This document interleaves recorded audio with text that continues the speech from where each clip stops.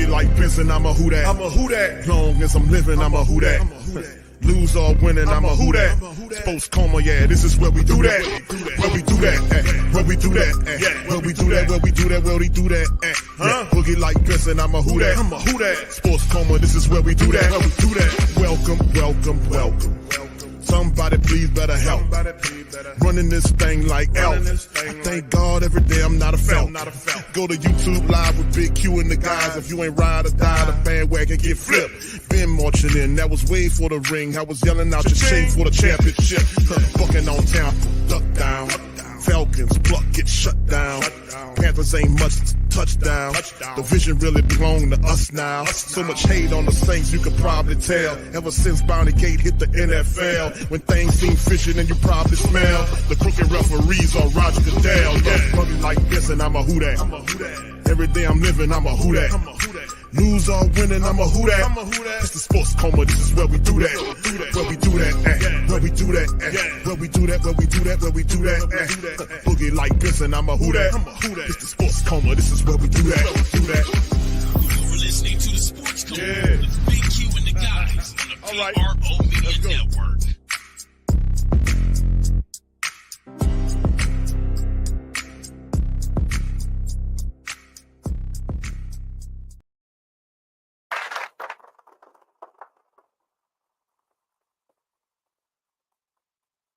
Shout out to the mighty Who Dat Nation, man. We in this thing representing the Sports Coma. Good to see y'all in this episode. Happy Memorial Day.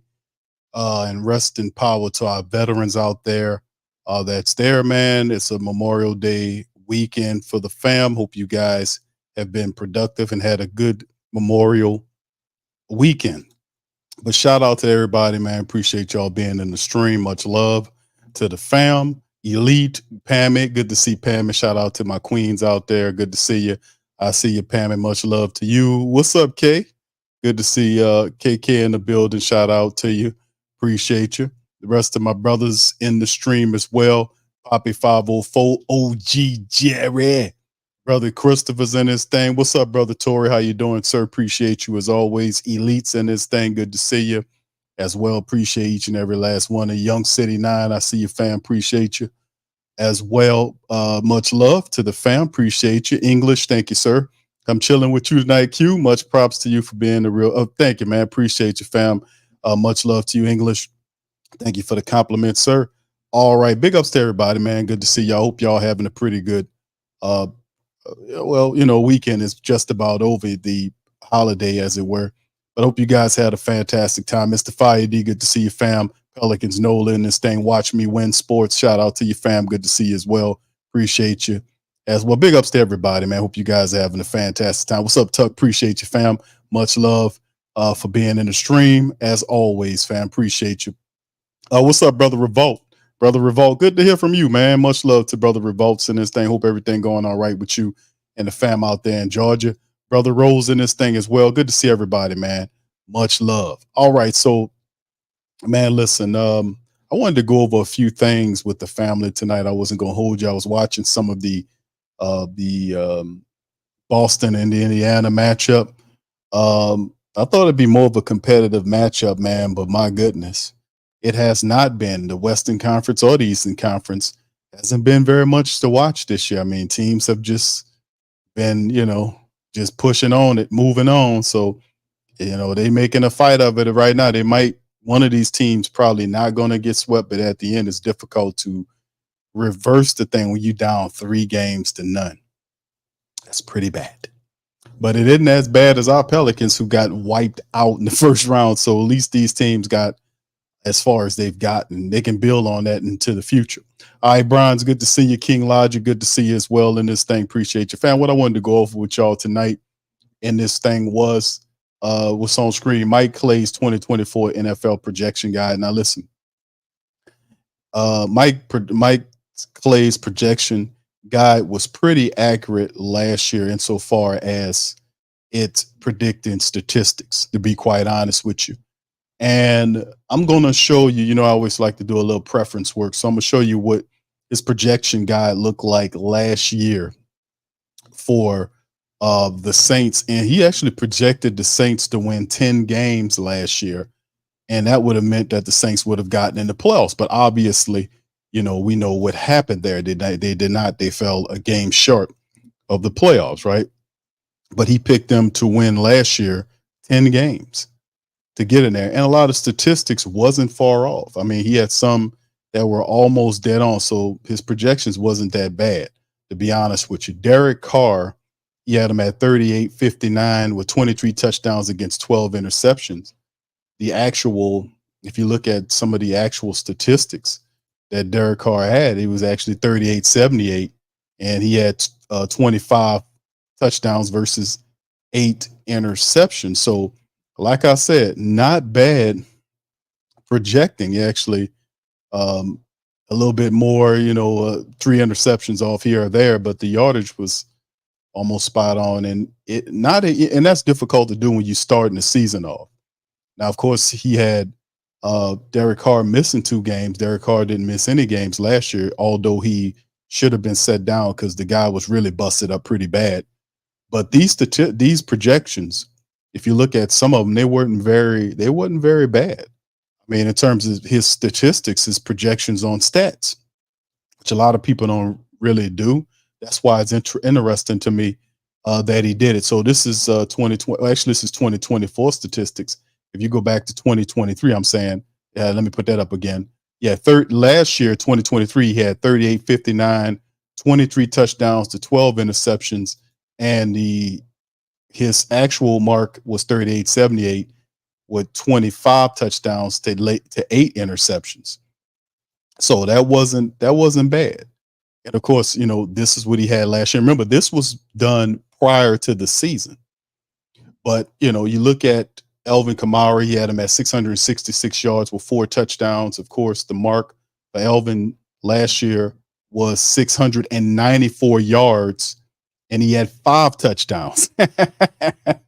So like I was saying, man, this little dude here either got a crystal ball or something up, but he was actually pretty damn good with his stat projection in terms of looking at the 2023 stats.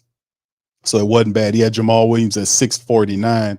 Of course, Jamal Williams finished with 306 yards, so he was off on that. But some of the stuff that he was actually pretty damn good. His 2023 projections had Chris Olave with 77 catches, over 1,100 yards and 5 touchdowns. It actually turned out to be Chris Olave had 87 catches for 1,123 yards with 5 touchdowns. So as you can see, not bad projection on some of the higher up players that happened in terms of his projections. So it wasn't bad, to be honest with you. So he predicted last year that the Saints, he also has some of the score prediction here in the right corner there. He picked the Saints to have 10 wins and finish in the NFL rank at number 8. Of course, the Saints did not get what we thought they should have got. And like I said, they woefully underperformed last year. And like you said, showed up the offensive line. He showed some of that stuff. So it was really interesting to see some of the projections. So I'm going to share some of those projections with you guys tonight. Then we're going to bounce up out of here. Yeah, it's pretty difficult for you to make stat projections during a year, and I like a lot of his stuff ties to like fantasy football stuff like that. But it wasn't like I said, I was looking at some of the stuff. I had to do some research on it, but the guy is not bad. He's not perfect, but he's actually pretty decent at doing this. So what's up, Dr. Drew? How you doing, sir? Nola, baby, Kevin, what's happening, bro? Good to see you. Dana, JT, much love to the fam. Appreciate y'all popping in. Hope y'all doing pretty good as well. OG says Q, it might end up being Boston and Dallas in the NBA Finals next week. That's if Indiana and Minnesota don't wake up and win a game. Yeah, I think even if they win a game, OG, it's probably still going to be the same thing. You know what I'm saying? It's incredibly difficult to, rally 3 behind. You got to take a game by game approach, and you need the team with the foot on the gas, like a Boston or a Dallas who've been playing really lights out, to kind of let up. I expect one of those teams to get a win. I don't expect them to go all the way back. I think when you go 3 down, that's difficult to recover from. So it's been done before, but I don't think these teams will be able to do that. But like I said, the future is bright for both of them. They really stepped their games up. Minnesota did a wonderful job this year. They have a lot to be proud of. Dallas, I don't think a lot of people had Dallas coming out of the West in the Western Conference. Dallas made some trades to help Luka. Remember when the year started off, Luka Doncic was putting a lot of pressure on Dallas. Mark Cuban, Dallas organization. I don't think Cuban's still a guy now. I think he sold his share, um, but yeah, it was Jason Kidd had a lot of pressure because Luka was upset. He wanted to win. Boy, they nailed the Kyrie Irving trade. They got Daniel Gafford. They picked up PJ from Charlotte. They did a bunch of really good things to help Dallas get where they are. And Minnesota did a bunch of stuff to get themselves together to the Rudy Gobert trade. Everybody's doing what they're doing. It's just if they can keep them guys together and they play together, boy, they could be something special. So, like I said, man, it's those are two tough teams, and the Pelicans have a lot of work to do once they play those guys next year. I promise you that much. All right, so big ups to the fam, Molly Mall, C Bama, big ups to you. So anyway, let's jump into some of these projections, fam. Like I showed you a few things from last year's projection to show you how accurate this guy was off. He gave the Saints 10 wins, which was a win off. This year in the 2024 New Orleans Saints projections, stats and wins and losses, this is what he has here. And let me see if I can kind of superimpose it to get a little closer than what it is on some of this stuff so y'all don't have to squint y'all eyes to see it. All right, so in terms of the offense goals, you see this is his projections. Mike Clay of ESPN. Derek Carr, he got him playing 15 games. He got him playing 15 games, which means he more than likely saying he might miss a couple of games due to injury. He got him finished with 3,817 yards with 22 touchdowns against 11 interceptions. He got him getting sacked 33 times this year as well. And you can see him ranking Derek Carr as the 25th quarterback in terms of statistics in the league. Also, he lists people who he believes will make the team. So that's also another thing when you look at all of the projections. So it's roster, guys who make the roster, it's statistics, and it's also wins. So it's very in-depth. One of the most in-depth ones that I've seen. And like I said, the guy takes his time on this, and a lot of the stuff wasn't off. Like if you go and look at 2023, like I just did, it'll show you like the stats was like a little bit off here, a little bit off there, but right in around the same ballpark. So it was real interesting. So he got Derek Carr doing what he did. Nathan Peterman, he got him making the team. And then, of course, you look at the running backs, Elvin Kamara, Kendra Miller, Jamal Williams. He has Adam Prentice and Jordan Mims, who's one of the practice squad runners. He got Kamara playing in 14 games, 8K41, 758 rushing yards with 5 touchdowns, and he has 66 catches for 484 yards and 2 touchdowns receiving the ball. Kendra Miller, 310 yards, 2 rushing touchdowns there.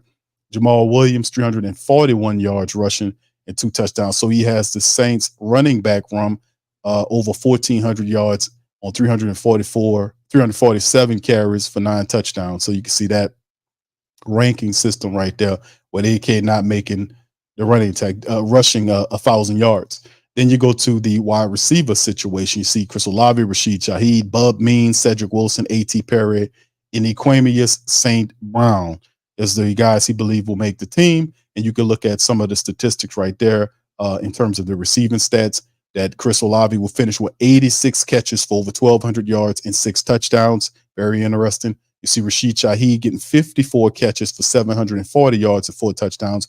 Bub Means 28 catches for 218. 18 catches. 18 catches for Bub for 208 yards and a score. And he got Cedric Wilson 14 catches for 173 yards. So he got basically Bub Means as a third guy. So he got Bub Means stepping up ahead and becoming the third wide receiver, with Chris Olave, Rashid Shaheed kind of shrinking Cedric Wilson down there, and A.T. Perry. You got A.T. Perry with 4 catches for 43 yards on the season. So he doesn't anticipate A.T. Perry having much of an impact in the wide receiver room, which it depends on A.T. Perry. A.T. Perry has the speed, the size to step up. Like I said, we know Olave and Rashid Shaheed. Bub Means is a really interesting wide receiver. His physicality, route running. He has a degree of speed too. Cedric Wilson is the veteran of the group. So where he sits at, but A.T. Perry is really the X factor there in terms of a lot of people like A.T. Perry. We like Chris Olave, Rashid Shaheed, and A.T. Perry. But can A.T. Perry seize the day? Can he kind of elevate his play per se and step up in that wide receiver room and take possession of the third position? Because it would be cool to see Chris Olave on one side, Rashid Shaheed on the, I mean, not Rashid, A.T. Perry on the other, and Rashid in the slot. That would be pretty phenomenal because A.T. Perry is not just a big guy. He also can run. He's pretty fast for a big guy that's 6'3", 6'4", high pointing the ball, had a lot of good positive plays last year, but usually when you come into the second year, there's that dreaded sophomore year where people tend to struggle. And then A.T. Perry is about to go through that. So we'll see if he can kind of make it out of that thing and seize the day, so to speak. All right, and then, of course, we go on to the tight end situation. He got Taysom listed as a tight end and used as a flex player, but he has Taysom Hill, man. If you look at Taysom Hill's catches, 30 catches for Taysom on 40 targets for 271 yards and 2 touchdowns. Juwan Johnson, he had him hitting at about 45 catches this upcoming year with 506 with 4 touchdowns there. Foster Monroe getting 16 catches for 180 yards in the score. And he got Tommy Hodson making a team. Not every Dallin Hawker, who a lot of people anticipate, but he anticipate Tommy Hodson, one of the practice squad tight ends, to make the team. So, like I said, the tight end position, and it depends on, because I really do think to a degree, a guy like Dallin Hawker can step up and make a way on this team based on if he could pick the system up. And the reason why I say that is because Taysom Hill role will switch. Like, you might see Taysom in that role, but somebody got to do that Kyle Juszczyk role. Somebody has to do that Kyle Juszczyk role. And that was a question that we posed before the start of the season. Because if you go back and I watched a lot of the 49ers offense under Kyle Shanahan, and Kyle Juszczyk is a big part of what they do. Like, he blocks for them. They slide him out to catch passes in goal line situations. They give him the ball. He's a tremendous blocker for their running back, Christian McCaffrey. So, I mean, the guy is called upon to do a lot. Like I said before, Kyle Juszczyk and Taysom Hill, if you compare the two, them guys are basically almost the same size. I mean, we've seen Taysom Hill play the fullback position before because he did it when he was blocking for Elvin Kamara. But Juszczyk, man, he's a big part of what those guys do out there, man. And if we are going to run this style of system, we're going to need what he brings out here, what that role represents. And I think we got a guy that can do that pretty good. Hold on, give me just a second, fam. Let me pull up his card so you can see what I mean, because I've showed this before, but it's really something when you think about it. Hold on, let me pull them both up, and I'm gonna just compare them because, these guys are. Give me just a second, fam. I'm gonna pull them both up and do a comparison so y'all can see it real time what I'm talking about.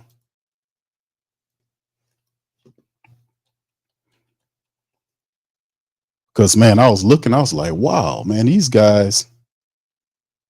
damn guys, hold on.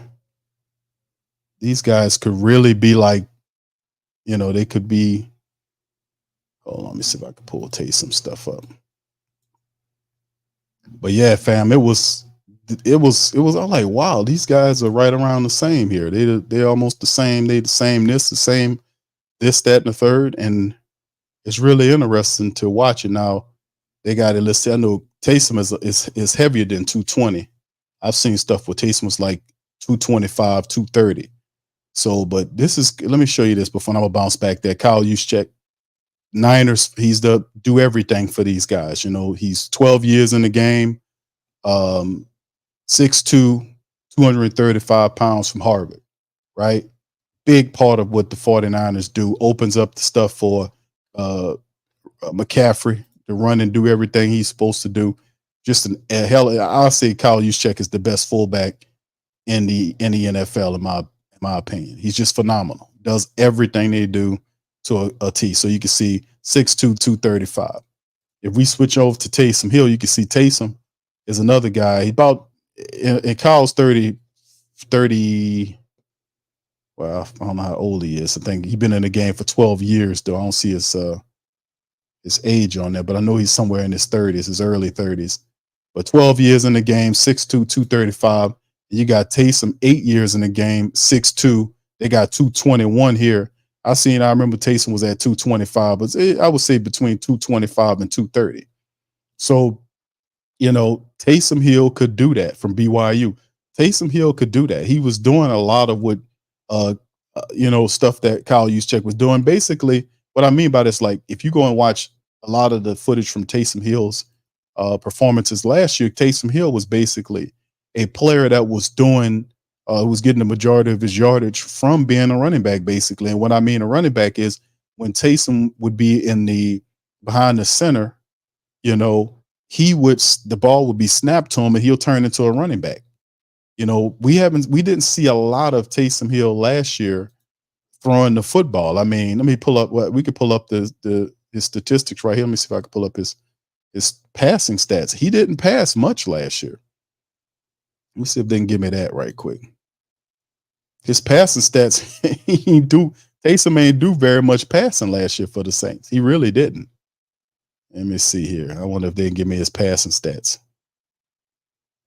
Okay, look, there you go. 6. He had 11 attempts, 6 out of 11. Right. All the times you've seen Taysom Hill back there trying to pass the ball, right? You've seen him back. That's what I was saying about family members, because they'll witness Taysom as a quarterback behind the center.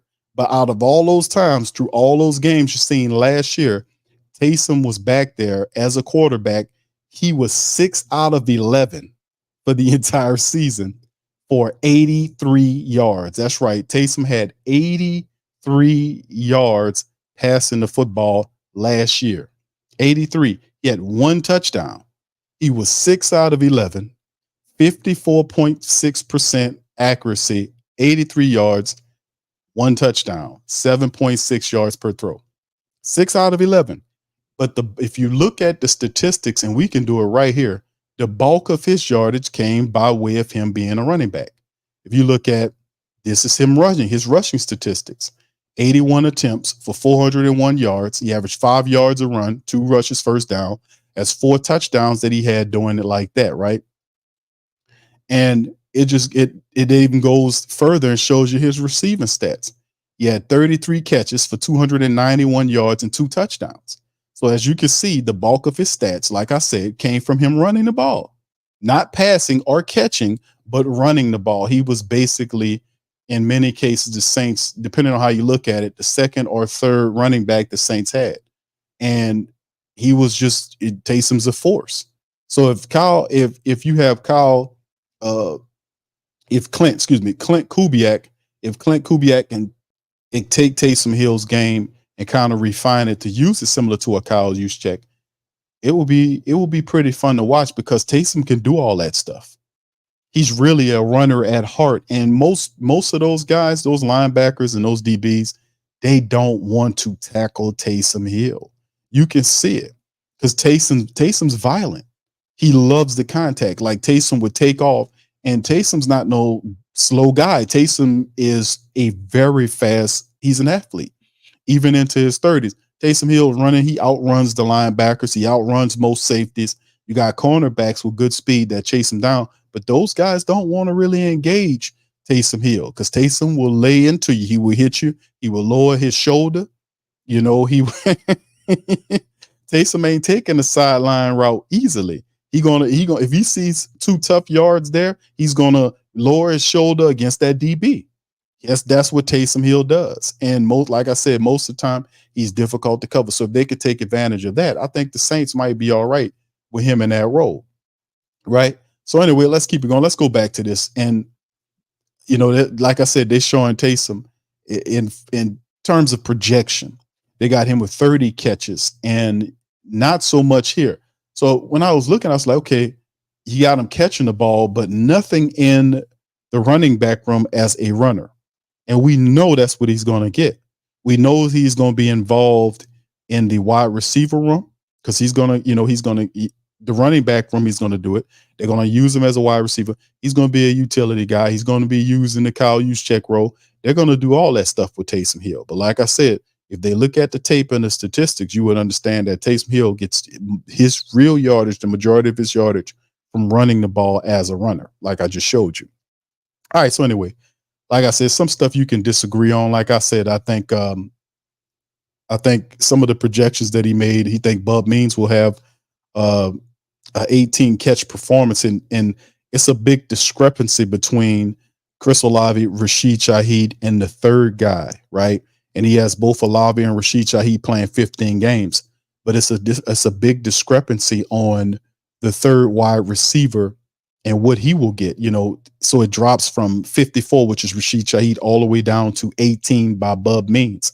I don't know if that's going to be the case and we can't say traditionally because Clint Kubiak's coming here. I expect Clint Kubiak to run the ball a lot, but I still expect one of the third wide receivers, whether it's Cedric Wilson or Bub Means or whoever you want to put there. I think it'll be Cedric Wilson. Those guys will be the guys making the tough catches. And over a long season, I could see a guy like Ced Wilson catching like 40 catches, 42, 43 catches as a third wide receiver. And that I don't think he'll be 14 catches on 173 yards for one touchdown. And he played 15 games, according to this man's projections. I don't agree about that. I don't agree about Tommy Hodson being the guy unless Hawker's hurt, because I really do think Dalen Hawker's the guy that's going to make this team. I really do, because you got to look at it. Juwan Johnson's coming up on another contract extension that's going to be coming due real soon. Taysom Hill is on the final year of his deal, and Foster Monroe has some issues. He's a little older, so you need a guy in that like a Dallin Hooker, a Hawker, excuse me. That's a guy that's a athletic guy that reminds me a lot. Now he said that he likes Travis Kelce. He likes George Kittle's, which is great tight ends to mimic your game after. And that's where he mimics his game after. But when I watched the kid play, I was like, man, this dude reminds me of a more athletic Jeremy Shockey.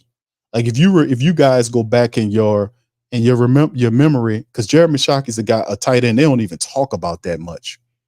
They don't even talk about Jeremy Shockey no more. Like all of the fantastic tight ends that we remember playing, Jeremy Shockey was a beast with the Giants. He was like Travis Kelce before Kelce was there. Now Kelce is just ridiculous, but Jeremy Shockey, they had Tony Gonzalez. You can't forget Tony Gonzalez and what he did. He was just awesome.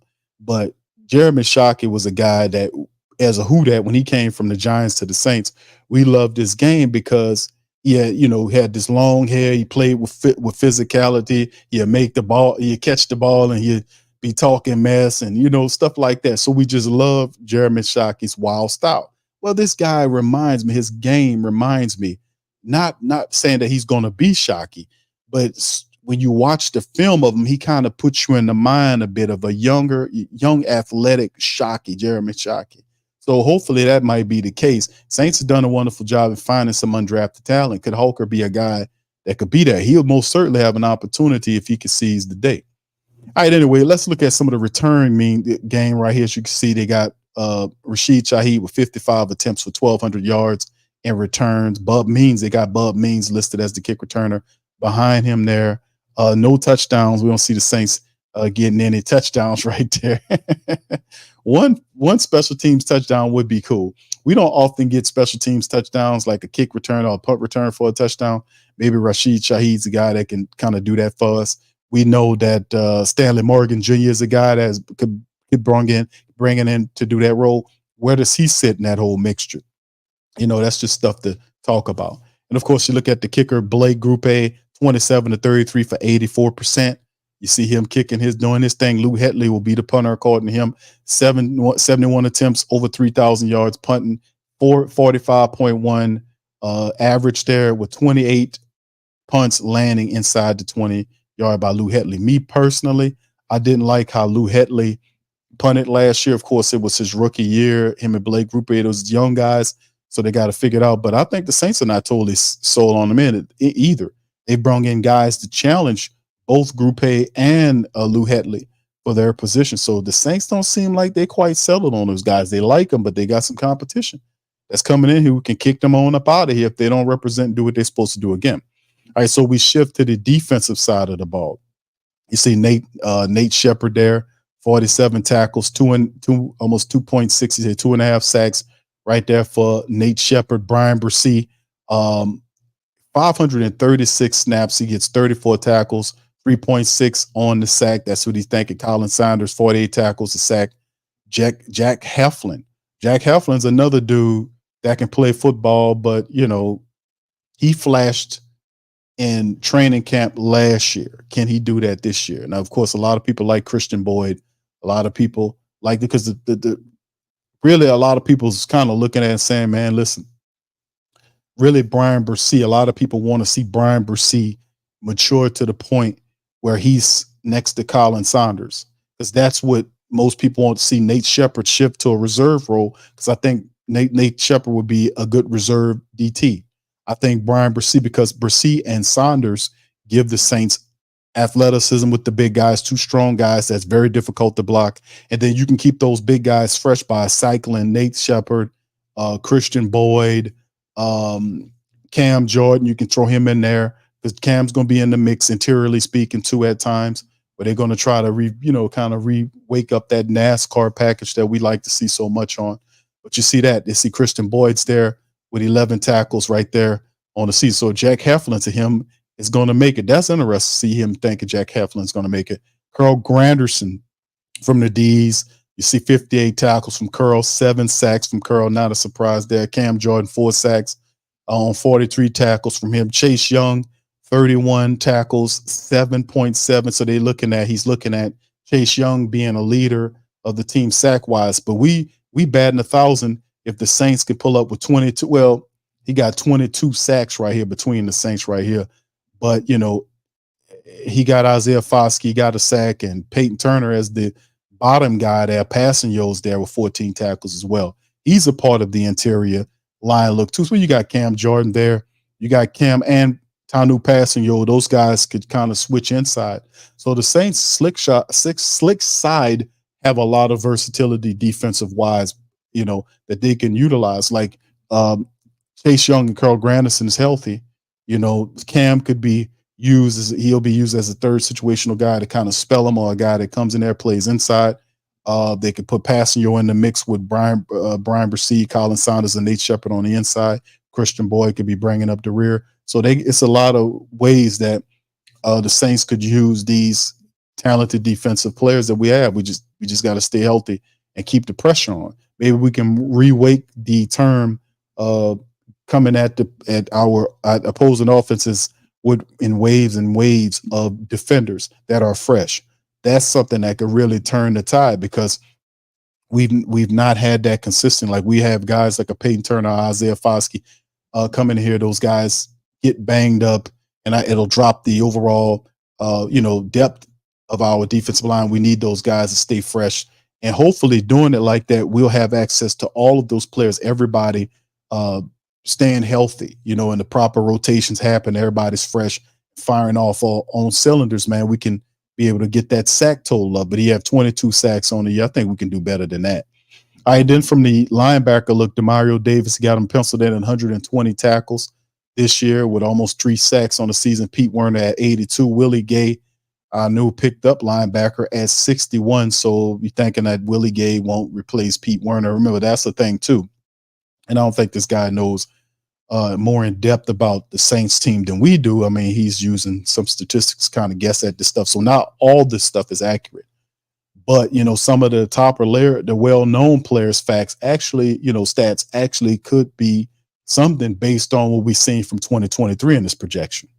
So it's very interesting. So you can see Kalike Hudson bringing up the rear in the linebacker court. Then, you switch over to the cornerbacks, Paulson Adebo, 81 tackles. He has Paulson Adebo with 81 tackles and almost 3 interceptions on the year. Marshawn Lattimore, 68 tackles, almost 2 picks on the year. Alante Taylor, 52 tackles, a pick and a half. He got him almost there. Kool-Aid McKinstry with 27 tackles. and then they got Hugo Amadi as the other guy. So Paulson, Debo, Lattimore, Alante Taylor, Kool-Aid McKinstry, and Hugo Amadi brings up the cornerback from the 5 cornerbacks he believes. And then, of course, our safety room, Tyrann Mathieu with 78 tackles, almost 3 sacks there. Hold on here. Let me see. I'm sorry. That's picks. I'm sorry. The picks. You got no sacks, but half a sack by him, but you got almost 3 picks by Tyrann Mathieu. Jordan Howden, our guy in his second year, 57 tackles. Jonathan Abram has 70 tackles, so you got Jonathan Abram in there as a safety with JT Gray, our special team guy, getting 5. So, people ask me about the safety. How do a lot of the family members feel that we kind of still could use some help in the safety room, but he's not accounting for Harris that the Saints picked up as well. Or perhaps he did. He just didn't put him on the active roster or added him to the team, because Harris is a part of this too. Could play cornerback or safety for the Saints. A lot of people saying, "Q, what about some of these other guys bringing them in?" And that's a possibility, depending on what the Saints are working with from a cap perspective. So I mean, it's just one of those things that you got to just you think about, like, man, shouldn't the Saints? Do you think the Saints could pick up one of these safeties? Well, a lot of people was asking me about Simmons, and I'm like, man, Simmons would be interesting, but Simmons doesn't work for cheap. He don't work cheap. If you look up his contract, man, that's why he's there. He's waiting for more money. And right now, according to the cap, the Saints are sitting up with just over 5.7 mil. So let me flash that to you guys so y'all can see for yourself. This is according to Over the Cap Saints rate right now, 5.7 plus. So you're going to take a little bit more than that to get Simmons aboard. But like I said, I think the Saints will probably play it out. But if the guy wants to work for cheap, hey, anything is possible, right? All right, so anyway, that's what it looks like there. That's some of the defense stand. Then, of course, you give you a projection of the Saints offensive line with Talise Fuaga at left tackle. He picks Nick Saldiveri to be the left guard with McCoy Ruiz and Penning at the right side. The backups for Fuaga is Landon Young, Shane Lemieux, for Nick Saldiveri, Lucas Patrick, Ali Udo, and Ryan Ramczyk. So that's his projection going into the season, which is actually a damn good potential line, to be honest with you. I think Fuaga has a learning curve a bit, but Fuaga is going to be fine. Trevor Penning on the right side, I think Trevor Penning will do a good job on the right side. Now, listen, playing left and right, that's different. Right side, we know about the pressures of it. But like I said, it's a different world when you got a guy to cover the quarterback's blind side. It's a lot of pressure on the guy to do that. Can Talise Fuaga do that? I think he can. Now, he might have a struggle here or there, but you might, like as a Saints offensive coordinator, Clint Kubiak, you got to do his young offensive lineman a favor. And what that pretty much means is he will have to, help them out with blocks, tight ends, guys shifting that way. So like I said, if it's who would be the running marker? Like if they're going to be a run-based offense, you would think the Saints will run the ball. It'll be 60-40, right? It'll be 60 run, 40 pass, right? That's a heavy run unit. That's not exactly balanced. It's like we're going to run the football. If that's the case, that helps out young offensive linemen because, the majority of offensive linemen can run block. The one that really makes them the money is if that big guy is athletic, is a dancing bear that can move around his feet and block some of these speed pass rushers off the ends. That's when he really makes his money. But if he's a big guy, if you got some of these big guys, like Coach John Benton, offensive line coach, said for the Saints, they believe in, or what they operate, what he called the ambidextrous offense, which means it doesn't matter which position, which tackle position, in terms that which tackle occupies what position for the Saints. Like it really doesn't mean either way, but it does when you start passing the ball. But running the ball gives confidence to your young offensive linemen. So we can have a Fuaga and Penning on the ends, and Nick Saldiveri takes that left guard position. That's actually a pretty damn good. I like that line because I know each one of them dudes can play. I know Nick Saldiveri could play. Fuaga is talented. He'll be able to play. And Trevor Penning is athletic and mean. He gets some of that confidence back playing that opposite side. help out the young linemen by running the ball. And we seen what, and of course, the OTAs come back later on, the 28th of May, later on, a couple of days from now. Matter of fact, yeah. Well, actually, tomorrow. Goddamn, tomorrow the OTAs come back, the 28th to the 29th. I want to say is the OTAs. If that's no 28th to the 30th. I'm sorry, the 20th. So tomorrow the OTAs they come back with the OTAs and stuff like that. We'll be able to kind of look at some of the stuff that they got going on there. But yes, that is something that I think they hitting on it. That's why I talked about it on one of the last streams. I think the Saints got it. I said that by George, I think they got it. That this could be something special. It all just comes with our offensive linemen staying healthy and everybody doing what they're supposed to do, help them young offensive linemen by running the football. That's a big part of it. So this is some of the stuff the man talked about. Also, let's kind of switch over. I think that's everything. I think we add a few more things right here too. Let's look at the projection. You can see right here, you got weekly score projections and projected wins. The Carolina game, you can see right there, you even pick the score 22 to, I guess you say 22-19 or whatever, but I'm gonna just look at the win probability. 61% they beat Carolina, right? Then you got Dallas, 29%, you don't win that game. 47%, you don't win against Philly. 44%, you don't beat Atlanta. 26%, you don't beat KC. So what he has you coming out of the gate, which I spoke about this before, that's a very dangerous stretch of games. And if the Saints are not mentally strong, and like I said, listen, just like we looking at a Dallas, a Philly, a Atlanta, and a KC, not so much of an Atlanta, but a KC in the mix, these teams, now we won't see KC until 5 weeks into the season, right? We get them week 5. They'll have a month worth of games to get their stuff straight, which I believe that they won't be mid-season form, but they'll be when you have 4 games of an opportunity to kind of learn each other, depending on how fast the progression is, you might be hitting on some cylinders then. But the Dallas game is going to still be a lot of rust, so that's a winnable game. The Philly game's a winnable game because of the rust. And then right at the month worth of games, the 4 games, we should know what we need to do. So it's all predicated on how fast the Saints offense pick up what Clint Kubiak is putting down. And if we can do that, we can have some success.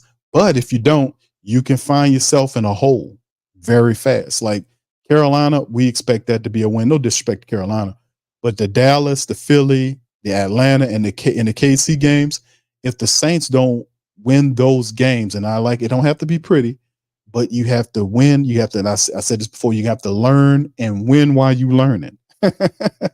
You got to win while you learn it, because you can find yourself in a hole very fast in this schedule. Like you could beat Carolina, you can very well lose 4 games in a row before you see Tampa Bay in week number 6, and Tampa Bay in week number 6 is not a given either. So we have the Saints going to have to play with discipline. They're going to have to step it up, because this schedule didn't do them any favors, man. It really did not early. So they're going to have to handle their business. Now, according to this ESPN guy, he has the Saints losing those 4 games: Dallas, Philly, Atlanta, and Kansas City.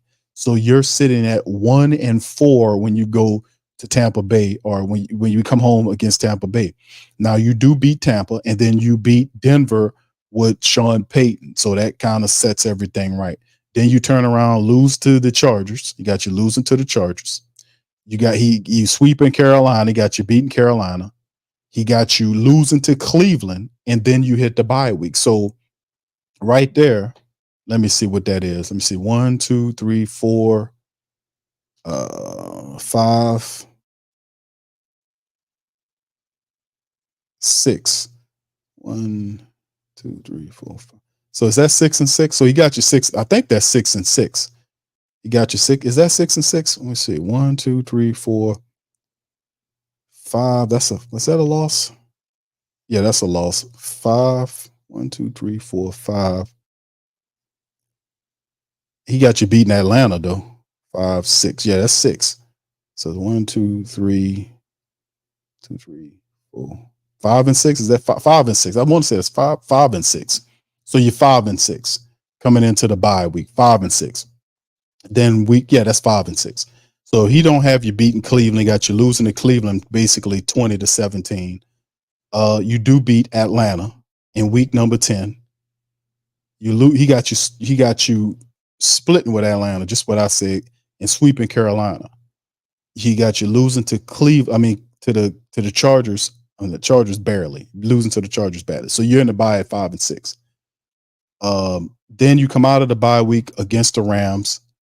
He got you beating the Rams. You beat the Rams. Then he have you beating the Giants, beating the Commanders.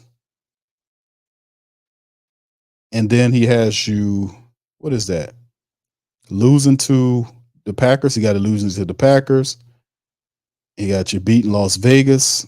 And he got you beating Tampa Bay. So, but he projects that we're going to get 8 wins. But that's not 8 wins, isn't it?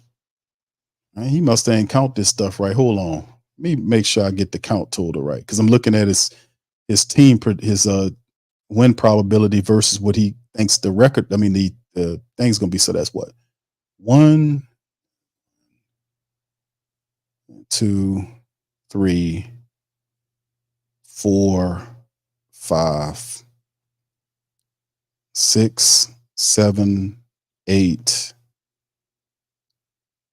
9, 10. So he got you 10 wins this year. He got you eking out 10. That's weird, man. It's almost the same people I picked him to lose to. But he got you eking out 10 wins right here. But he projected wins at 8.8, which is 9 wins. But I think if I counted this correctly. But then again, I see what he did. He got you there because the Tampa Bay game, he got it basically 50%, a 50-50 game. He don't know who going. I see what he did. He just basically, for the last game of the season, he just threw it up. He's like, I don't know who's going to win this one. So it's a 50-50 game. But basically predicting the Saints to win 9 games, but he's saying 8.8, which is basically 9. So he think he's going to win the same amount of games that he did from last year, according to what he's picking on here. So anyway. So yes, I mean, like I said, it's just something food for thought to go over and look, because like I said, if you look at the 2023 projection, that was actually pretty solid. He did a damn good job on that projection. So like I said, now I've polled the Who Dat Nation. I asked them countless times, who do you guys think, how many games do you think the Saints are going to win? A lot of people say between 9 and 10 games, because you can basically see the team winning 9 or 10 games. And really it's depending on, like I said, if with the Saints handle the first 5 weeks of the season, that'll be huge. Because if you look at the schedule, you got a Denver game at home. That's a winnable game. You got you have to go to the West Coast, because this is the thing. You got to go to the West Coast for the Chargers and then fly all the way. You know, you go all the way out there on the West Coast to play the Chargers. And then the next game you have, it's the Carolina game in their building. So you're going from coast to coast. So, you know, you have to watch out and see if they have some travel issues in terms of them getting a little laggy or being kind of road weary to a degree, going from coast to coast and back to back. Again, they ain't really do us no favors sending us out to LA and then have to fly all the way to Carolina in week number 10. So in week number 9.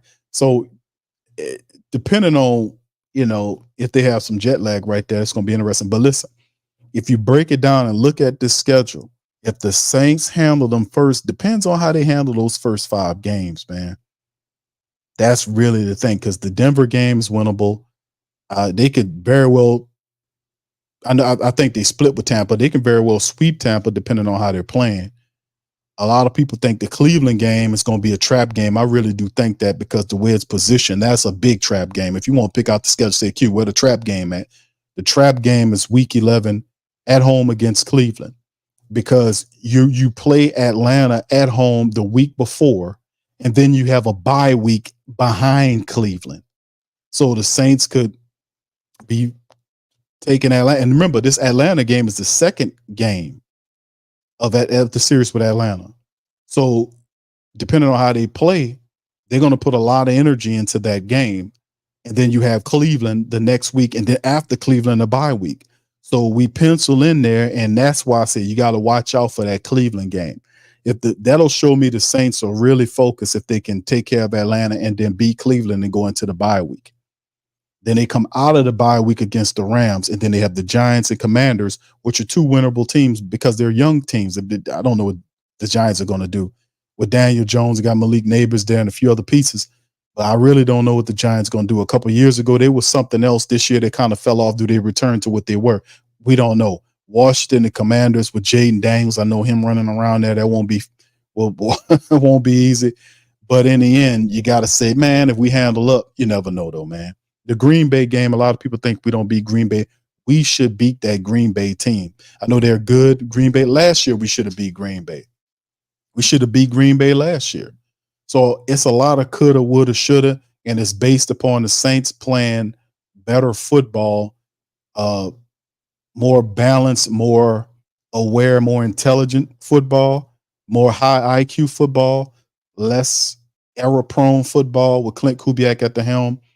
And if they're playing a smart brand of football like we anticipate them doing with Clint Kubiak, we played all these interviews and you heard what they were saying, and they were talking just like the Sports Coma, just like the Great Saint Think Tank was talking, even down to the offensive line, this, that, and the third. We were saying that weeks prior. So if they're actually implementing some of them strategies, fam, they could very well do something popping. But like I said, you got to wait and see because, man, weeks 2 through 5 will tell you everything.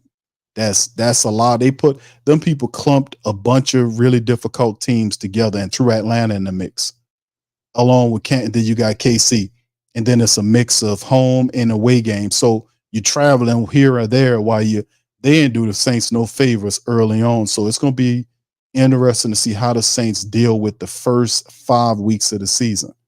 Hopefully they don't end up in a 1-4 hole, man. You know, that could be problematic kind your way up for the entire season, man. That is, hopefully we don't end up like that. But anyway, just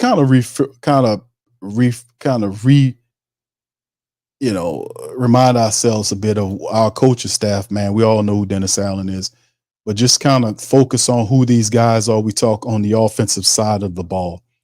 Clint Kubiak obviously is the guy that we know all about what he's going to do. We also know about Andrew Janoku, who's the QB coach. Tight end Clancy Barone, he's the tight end coach. Clancy was here last year. Looking forward to what he do with this group of tight ends that we got. Offensive line coach John Benton was a guy that we heard 5 minutes from. Got to hear more from John Benton and his philosophy with the offensive line because that's going to tell the tale. The offensive assistant is Mr. Jari Evans. He's there. We got a lot of young faces for the family members who might not know some of these guys. Senior offensive assistant Rick Denson is here. He's a senior offensive. He'll work with Clint Kubiak there. So you got Rick Denson here. He also worked with Gary Kubiak. Rick Denson worked with Clint's father. So you're bringing in a veteran to help him out here along with Andrew Janoku. Running backs coach is Derek Foster. Remember I talked about Derek Foster. I played interviews from Derek Foster. Super cool dude. Like I said, there was a lot of turnover in the offensive room in terms of our coaches. These are the faces now. You know, they got a couple of guys there you kind of, are familiar with. Clancy Barone from last year, but a lot of Jari Evans, but a lot of these guys, this is all kind of turnover. Like I said, it's like 75% the offensive room basically turnover. So Derek Foster, the running backs coach, is there. We talked about Janoku. You got Mike Martinez as the assistant coach there. Assistant wide receiver coach is Denarius McGee. Works with Coach Keith Williams, who's another guy there. Jordan Traylor turned down a job with Denver, I think last year, to come back to the Saints, and offensive assistant Kevin Petrie. So these are the offensive faces that we will know. And of course, I think eventually you'll see when John Gruden finally gets through all of his stuff, I can see the Saints kind of creating a position for John Gruden to step on this, step in here as a special assistant or some crap like that once he gets through his legal situations with the NFL, because the way it's hedging out, and we covered this on the previous stream, the way it's hedging out is that the NFL is going to end up winning the process, where arbitration will be the move that happens, and like I said, that was the decision made by the court, and Gruden's appealing the decision. So he's hoping that it plays itself out front of everybody because he wants to quote burn the league down, end quote. But the thing is, you can't burn the league down when the guy that has access to all of the gasoline and the mattress is Roger Goodell. And Roger Goodell in the NFL is they're a team that built up an uncanny amount of political leverage. They're $1 billion league. They have a lot of people in their pockets, and they can afford to pay people whoever they want. And like I said, they have they have a lot of leverage. So John Gruden's trying to do his thing. It's so corrupt, it's ridiculous. But at the end of the day, man, we already knew that, right? I'd just be fun watching them go at them because you never know. You might have a group of judges said, you know what, man, let's see what you got right here and air it out in front of everybody. League don't want you to know they dirty business. They don't want to let you know all the stuff that's going on, because really John Gruden has something that can really destroy Roger Goodell and bring him and others down that's being protected. There, he really has something. Listen, John Gruden got something that could take. He got something that could. That's why Goodell's so scared of this. But I'm telling you, he has something that will bring Goodell down, and Goodell's gonna fight the only way he know how to. Anyway, let's go defensive coaches. Joe Woods is the guy. Like I said, man, I would love to see Joe Woods as a guy that takes over the play calling for the defense. I would like to see Dennis Allen kind of graduate to becoming a full-time head coach. And what I mean by that is allowing Joe Woods, who's the defensive coordinator, to call the plays on defense. He's been working with Dennis Allen for years. That allowed Dennis Allen to have more of a expanded view of watching the team. That's one of the last things that I would love to see happen. I would love to see that. If all the things that we talked about over the years that's finally coming true this year, one of the more ultimate things, if you hear an announcement from Dennis Allen saying, "Hey, family," or saying to I've decided that we're gonna let Joe Woods call the plays this year, and I'm gonna focus on being more of a head coach. If you hear that, then y'all know what time that is. But that is one of the final things that I want to hear Dennis Allen says. Like, listen, I'm going to let Joe Woods call the defensive plays, and I'm going to focus more on just oversighting the entire team, watching, making sure everything goes the way it's supposed to. So instead of just focusing on the defense, I'm going to focus on the entire unit. Joe Woods is more than capable. And if he says that, man, I'm like, man, we good. We good now. We good now. Just stay out of everybody's way and just people just give you updates. Let these guys do their job, because I think he got the right collection of people. Just stay out the way, let them do their jobs, and just let them brief you on what they're going to do. All right. So anyway, Joe Woods, the defensive coordinator. Defensive assistant is Matt Giordano. Senior defensive assistant is Peter Guenter. Defensive line coach is Coach Ty Grantham. Y'all know. Defensive assistant Adam Gistrick. Linebackers coach is still Michael Hodges. Remember him. Secondary coach is Marcus Peterson. Pretty good coach. And the pass rush specialist is still Brian Young. So we still have a lot of the same defensive people. Adam Gistrick was another guy that was added along with Giordano to the team. And of course, you look at the special teams coach, we still have Coach Darren Rizzi and Phil Galliano operating as the heads of the special team. So pretty much, like I said, not too much shaking defensively in terms of turnover, but offensively is where you see all of the turnover, with a new offensive coordinator, new offensive line coach, new running backs coach, new wide receivers coach, a senior assistant there. You see all of that happen there. So are these the right collection of people to lead the Saints offense and team, period, to the next level? Are these the right collection of players to help out with Dennis Allen at the top? Is it? Time will tell. I think so. I really do think so. I think they finally got it right with this personnel, especially offensive, because you just need accountability, somebody that knows what they're doing. And I think John Benton and Clint Kubiak, Andrew Janoko, and others will handle that business. Let me tell you something. All right, fam. So anyway, just to brief you guys to let you know that OTAs start tomorrow, and it'll be to the 30th. So we'll have more on that. Tomorrow will be Tuesday's our Patreon show, so we'll be going into that. All right. So, any questions or comments, fam? Much love to y'all. Appreciate y'all being here. Please feel free to throw any questions or comments in the chat, and I'll try to pick them up.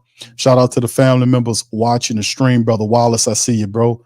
Shout out to you, brother Rock. How you doing, sir? All right. Much love. It's let's see anyway. Marley Mall, shout out to you. Black Major, shout out to you. T Rob, shout out to you. Bro, Will says two best groups, cornerback, linebackers, then not sure.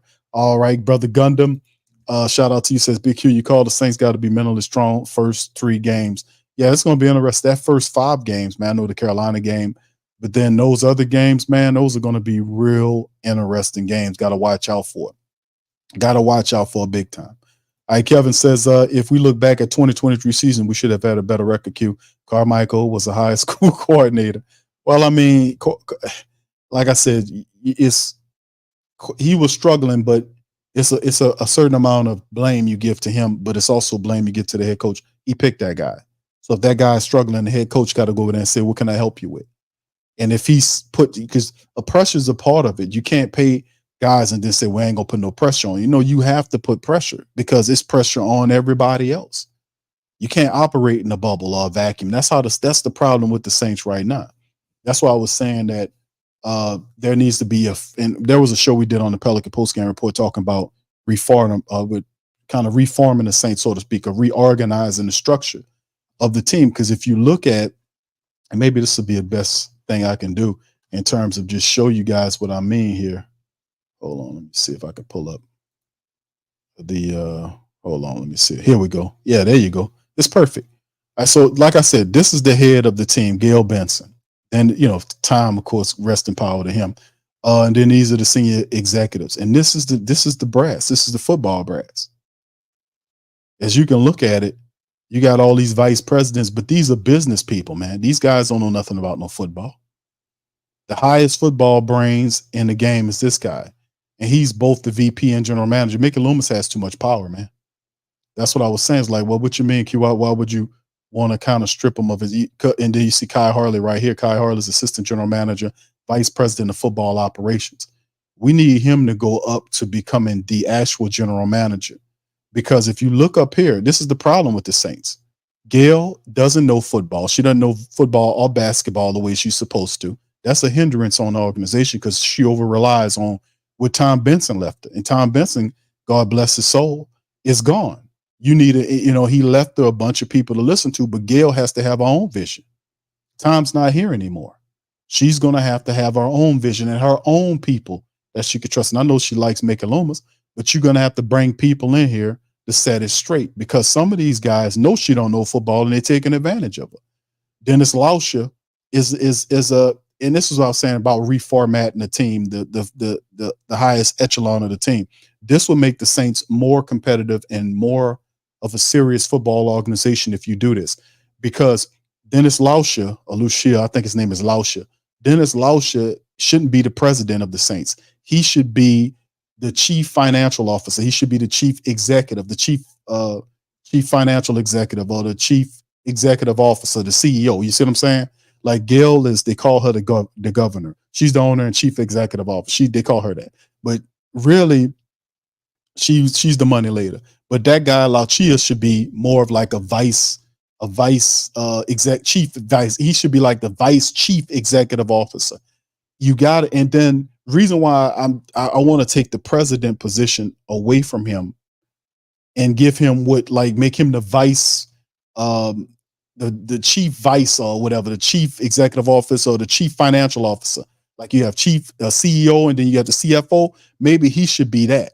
Maybe he can be something on that level or a vice underneath her. The reason why is I want to detach Dennis Lauscher from having the president of football operations because that's what he has. And he doesn't know enough about football or basketball. And he has the same position for the Pelicans that he has for the Saints. You see, you need to take that away from him, not take his job away, but give him a job that's fitting for what he does. He's the businessman. If you got a toothpaste or a trucking company and you want to make your trucking line the official trucking line or toothpaste or whatever for the New Orleans Saints, you go talk to Dennis Lauscher. He's a businessman. He keep the business, the money coming. But in terms of football, the highest brain in the business is Mickey Loomis. And he's he's holding two positions. He has the vice president, executive vice president job, and a general manager position. He doesn't need both of those jobs. I think Mickey is a very good VP. He really is. But in terms of a general manager, he's stale, and he has the line between VP and general manager has been muddied severely to the point where you can't, in most cases, you can't tell the difference, because Mickey Loomis is supposed to be doing maybe being an executive VP and being a general manager could be too much. That's why he doesn't do in-season evaluation. But regardless of the point, you're supposed to know that you can't do both and relinquish that job to somebody to help out the team. And if you don't see it, Lausch is supposed to see that by doing evaluations. Dennis Lausch is not doing any evaluations on Mickey Loomis. At the start of the season, he said Mickey Loomis is doing an excellent or great job. Was his term. I'm like, a great job for what? You've missed the playoffs for 3 damn years in a row. What are you talking about? Good job. What are you talking about, man? But see, that's what I'm saying, because when you study, the guy is a businessman, so he's looking at the books. The books look great. Mickey's doing a bang up job in terms of money, because he's spilling out the propaganda and keeping fools paying him. As opposed to you demanding more from the team, we steadily pumping and rewarding bad behavior, which you're not supposed to do. So it's not really on Mickey as much as it is all on you. But that's why I've been telling people to stop doing that. Make them earn your money. And what I mean by earn your money is make them show that they're serious about winning by winning, and then you reward them. Like, and this stuff came out was a perfect example with the Saints paying the $11 million. That's table scraps to the Saints. The Saints, it swims in billions of dollars in the city and the state. They get billions of dollars. They get massive tax breaks. They don't pay rent. All the utilities are paid by taxpayer money. All of the stuff is controlled by unelected boards that run the convention center and the dome. And I mean, like, where these people come from? Who told you can do that? And where is that money going? That's never questions that are being asked that we supposed to be asked. That's a whole nother podcast. But you got to make people accountable. They have to be accountable. If you're accountable, they have to be accountable. Everybody's accountable. That's the universal law. Everybody's accountable. And if you're going to take this money and these resources, you will be held accountable. You won't get away with failing us and expect us to keep funding you. That's real game and real talk. If you allow them to do that, that's on you. We have allowed so much in this country to turn upside down anyway. The politicians, the inside trade, and not get in trouble, do all this other stuff, vote themselves raises and all this kind of craziness, and then do all that. That's mostly the people's fault. Because we sit up there, listen to them. You ain't supposed to be listening to them. You're supposed to be checking them people every chance you get and researching them to find out what they're really doing. It's up to you to keep them accountable. You can't let them keep them accountable. No, they'll steal everything you got and lie to you and say, this is a great deal. And it's a terrible deal. They do it all the time. They sit up there and say, you heard the mayor say, man, the Saints is the city and the state. We have a great deal going on. What great deal for who? Like I said, man, it's all about this. My vision is to make sure, like, in the end, that if you raise up our visions as a collective, we can have these people paying us, man. We really could, because the money they taking is really your money to make billions of dollars. You're supposed to be getting something for that shit. You can't take taxpayer money and fund a private enterprise and don't give the people that's funding you their money in some kind of way. Tickets, merch, something. I'm telling y'all, people need to wake the hell up. I'm talking truth here. But anyway, that's what I'm saying about Mickey Loomis. The whole situation and Mickey Loomis thing is he needs to give up the general manager position. Give it up. Keep the VP job. Look at the rest of these guys up here. None of these guys don't know anything about football, family. The next biggest football mind that you got is assistant general manager under Mickey Loomis is Kai Harley. You got Jeff Ireland, who runs the scouting department. I would say Jeff Ireland's probably the other guy. But really, truthfully, if you want to look at that, a guy that really should be the general manager should be Jeff Ireland. He was the general manager before with the Dolphins. He's done it at that level, and he has way more credentials in terms of that than Mickey Loomis does. But nobody's forcing him. And then Mickey Loomis said he's going to do it for the next 10 years. And Mickey Loomis is a man in his 60s. He got to be the oldest dude doing the general man. I don't think nobody older than Mickey Loomis as a general manager of a football team right now. And the Saints let it happen because the Saints don't have enough football people at the top of the team. They're over relying on Mickey Loomis too much. And if Mickey Loomis start tripping, the team start struggling, then he's just gonna just make a bunch of excuses. But we need more people up there that's younger and accountable to the people and football savvy people. They have plenty of them. We really need to reformat the structures of both the Pelicans and the Saints because there's not enough people at the top that knows their respective sports. It's not. We need more people at the top. I've said on another show, I think Swin Cash should be the vice president of basketball operations for the Pelicans. She's a winner. She's a Hall of Famer, and Women's Hall of Famer. She's won Olympic medals. She won in college. She won 3 championships, and probably the woman's a perennial champion, man. She wins everywhere. And we got David Griffin sitting up there. David Grifter, man, come on, man. Come on, man. Don't let me talk about it. I'm talking true talk because that's how you become valid, man. That's how you build a team that's worth something that can last the duration. But what we got here is people that's just making money off the family base. And it's cool to make money, but you gonna do what you're supposed to do. You're not gonna just take money and don't give nothing in return but a bunch of goddamn excuses. Don't work like that. All right, anyway, shout out to the fam, man. Let me get off that. All right, what's up? What's up, LaShawn? How you doing, baby? How you doing up there? Much love to you. Good to see you too. How you doing? Everything okay? All right, Jay Black. What's up, Jay Black? So if we get rid of all the crooks, there won't be. Now it'd be an NFL, bro. It'd just be, it'd just be a lot cleaner. It's just you got to give them a reason. You can't trust them to do it, man. They just gonna bank off you, man. That's how it's set up, man. They think they hiding everything. All the stuff is out there. But they think you go to this school or that school and they tell you how the world really works and then lie to everybody else. It's not everybody's like that. It's a certain contingent of people that believe everything they say. But man, listen, man, it's time, bro. It's time. It's time to change a lot of this stuff around. The people are here, man. We need to wake this up. All right. Good to see y'all, man. All right. So much love to the fam. Kevin says he says Gail not having trustworthy successor spells trouble. State need to purchase the team they have. I don't know if they're gonna be able to do it. The state can purchase the team. She doesn't have an heir. She doesn't have any children. The plan was Tom Benson was to give it to Rita, which is daughter, but they're totally off of it. They would have to end up selling the team. But there's a plan in place though. That was decided on a couple years ago. And the NBA and NFL approved the succession plans, as they were called. You can actually Google those, the plans, and pull up the documentation. They'll show you all of that, man. The succession plans, what happened. So, yeah. All right. She said, okay, she moved to Texas. Everybody moving out there to Texas. All right. Shout out to you, baby girl. Good to see you. All right. Tempest says, Loomis is in the wheel of time, and that's why she can't touch him. No, I ain't saying, well, he'll still get what he got from Tom Benson, you see, but it's her team. She has control over the team. I don't expect Gail to do anything with Mickey Loomis. That's the problem. Dennis Lauscher is not going to do anything with Mickey Loomis because he doesn't even know football like that. He'll talk it and say it's such and such, but he already done given those points. Mickey Loomis is in a position right now where he can do whatever he wants to do. He can talk crazy to the family base, and Lauscher don't check him. Gail doesn't check him.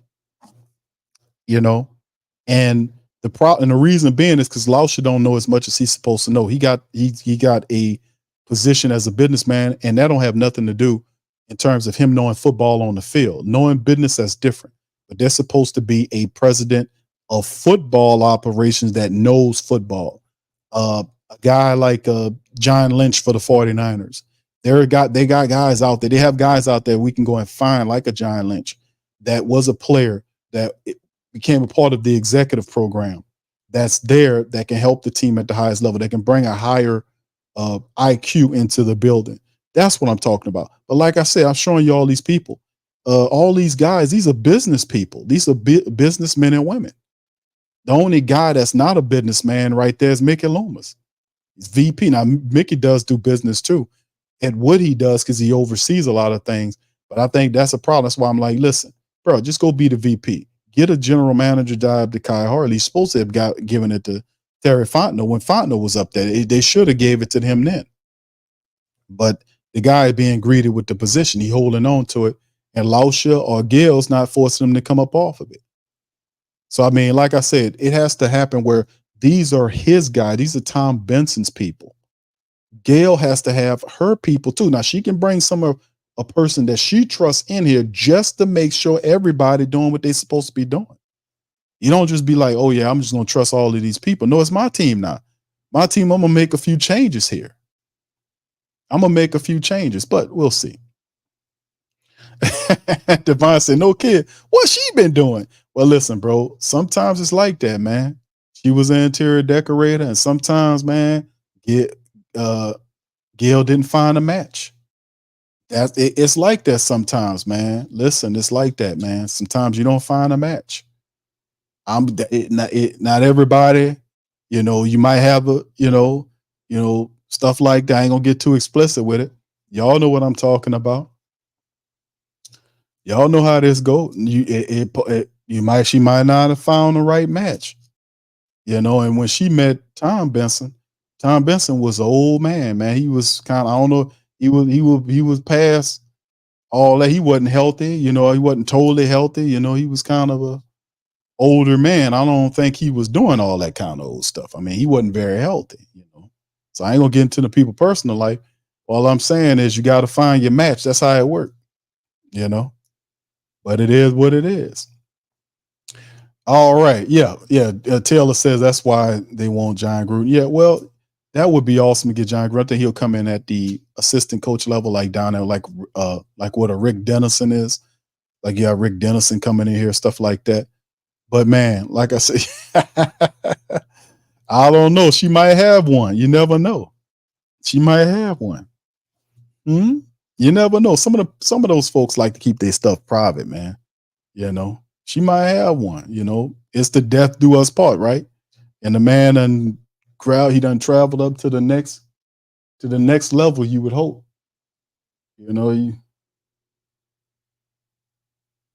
You would hope.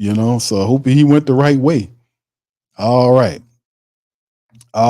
Yeah, she said yes. The money is good out here, especially if you work. Okay, good, baby girl, good to hear that. All right. Okay, you too, sweetheart. Good to hear from you. I haven't heard from LaShawn in a while, man. Good to know it. Good to hear from you. All right, English says you put them on the run queue. Put them on the run queue. That's why basically they want to be. Yeah, y'all see how fast that came up, man. I've been telling y'all about that for years. It's very ironic. Like a lot of the stuff that we talked about, he ain't gonna answer the phone, Kev. Them dudes ain't answering that phone. But listen, you don't hear from him often, Bob. But when that $11 million came up, he made sure he got one of them beat writers from New Orleans website to write an article about what happened and get his message out there. Like I said, fam, they don't want you looking into none of that. When stuff like that pop up, they hurry up and get it out of the way. They got that done very fast. When the last time you seen the Saints move that fast as an organization?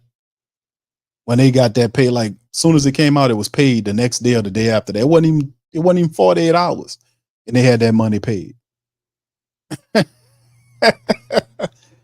They don't want you to know about none of that. And I've been saying this for years.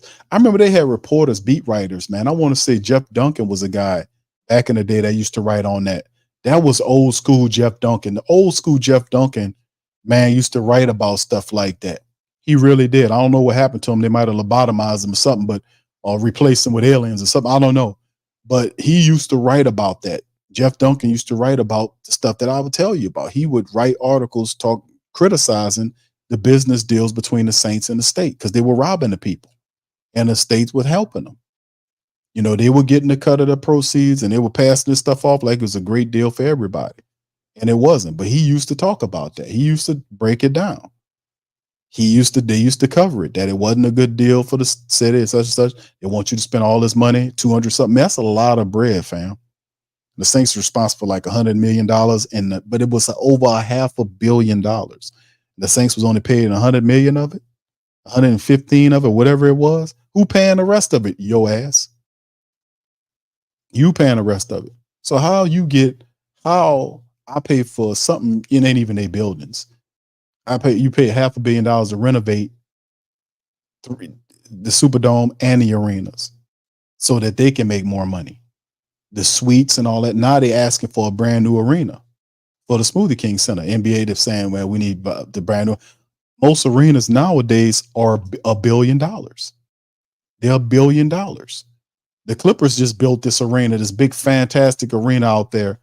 That was, it was more than $1 billion, but most like it used to be like 400 million, 300, stuff like that. It's $1 billion to build a brand new arena nowadays with all the stuff in it. Where that's supposed to come from? You. Then they leak it to the press. Oh, we want a new building. We're not viable. Then you're going to start hearing the talk about viability. The Pelicans are ranked dead last in the NBA in terms of such. You're going to start seeing that pop up. Even though you watch the games, you see the seats are packed. What are you talking about? Viability, the seats, the people packing the stadium. They buying the gear. I remember when the Pelican black jerseys came out, the NOLA, the skeleton jerseys, the black jerseys with the lime green. When that came out, they sold out. That was their most, they sold a lot of that merch. And they continue to sell a lot of gear. But they don't pay a lot of taxes. They get all the concessions, listen, man. And those are locked. Like, how you know? Because why else would you lock it? That's what they're locking it for. They don't want you to know that. So when stuff like that pops up, Saints got that shit paid lickety split, 11 million quick. Go ahead and play that because they don't want you to know what they're doing. Just telling you the truth, man. I'm just giving you game, man. I'm telling y'all. But it is what it is. All right. So anyway, Kevin says, and Alex Anzalone tiptoed through the tulips, came back and played well for Detroit Q. Yeah, I know. I remember that. T-Rob says, Q, I'm just ready to see how they do these first 5 games. They're going to have to prove themselves to me. I'm with you. But like I said, I've told y'all the truth. I done gave y'all the truth. I done laid it out. Now, when I started seeing the things they were doing and how they were speaking in these interviews and the people that they hired, when they hired them, I went and researched them. Remember when they first talked about these people and they hired them? The Saints kept these guys away from the Who Dat Nation for months. So what I did was when they hired these people, I immediately started to go and do research to find out who these people were. Clint Kubiak, John Benton. So what I did was I found several clips. I ain't play everything, but I grabbed clips and put them on the Sports Coma and said, listen, fam, this is the guy they just hired. Listen to what he says. Put one in the chat if you remember me doing that. But what I was attempting to do was get a philosophy of who these guys were, because the Saints took a very long time before we finally had an opportunity to hear from a John Benton. It was weeks, months later before we had an opportunity to be able to get him. You still only got John Benton for 5 minutes talking about what the offensive line is going to do. Clint Kubiak for 5 minutes, 7 minutes here. You still ain't got these guys sitting down for 10 and 15, 20 minutes at a time to explain what they're going to do. And these are some of the guys that are very important to the direction of what the Saints are going to do, because if the offense we know the defense is going to be fine. There is no questions about how the Saints defense will look. The Saints defense will be fine. I really do think that. The problem will be, if there is a problem, the Saints offense has to be able to not only keep the turnovers down and the miscues down, but they're going to have to score points. They're going to have to score points. They're going to have to run the football. And like I said, I don't